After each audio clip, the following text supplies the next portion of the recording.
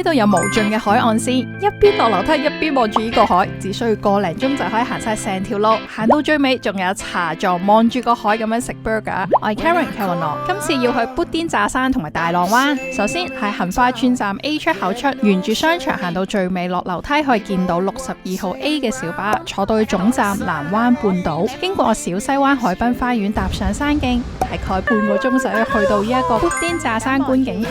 呢度已經有無盡嘅海景，對面係東龍洲。經過咗呢個位之後，就淨係落樓梯啦，唔會再上山。呢段路係無敵嘅海景，一路落樓梯，一路衝落個大海。講真，影到後尾真係影到手軟啊！個零鐘之後就可以去到大浪灣，呢度有一個茶座係西餐嚟噶，大家可以嗌 pizza 或者 burger， 望住呢個海，睇住啲衝浪人士衝浪，係真係好寫意噶。